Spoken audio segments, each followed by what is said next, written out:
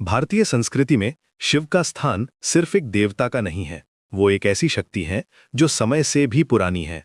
आज हम जानेंगे कि क्यों महादेव को अनादि कहा जाता है और क्यों उनका जन्म कभी नहीं हुआ। जब हम राम और कृष्ण की बात करते हैं तो हमारे पास उनके जन्म की कहानियां हैं। त्रेता युग में राम का जन्म, द्वापर युग में कृष्ण का जन्म।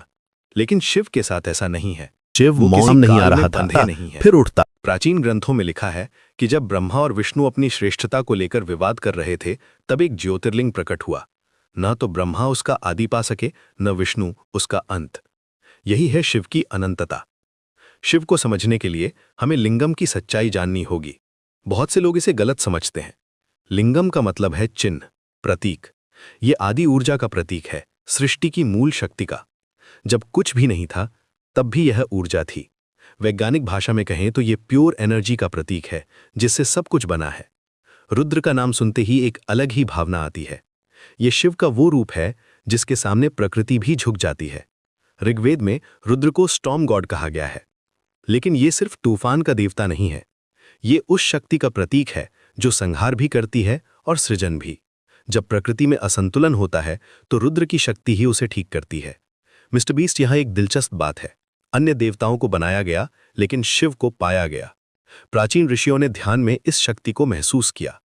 उन्होंने देखा कि यह ऊर्जा हर जगह है, पहाड़ों में, नदियों में, हवा में, आग में।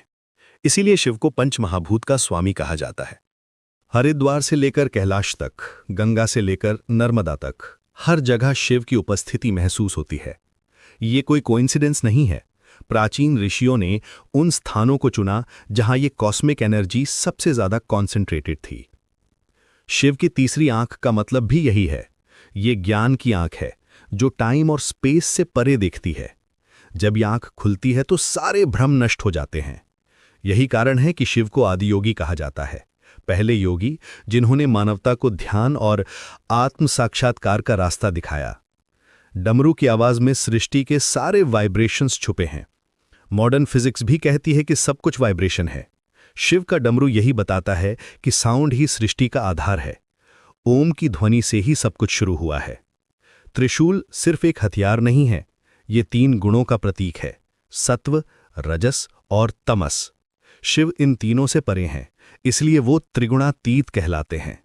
वो इन गुणों को कंट्रोल करते हैं, इनसे कंट्रोल्ड नहीं होते। नीलकंठ की कहानी भी यही बताती है। समुद्र मंथन से निकला विष पूरी सृष्टि को नष्ट कर सकता था। शिव ने उसे पी लिया, लेकिन गले में रोक दिया। ये दिखाता है कि वो नेगेटिविटी को एब्जॉर्ब कर सकते हैं बिना उससे प्रभावित हुए।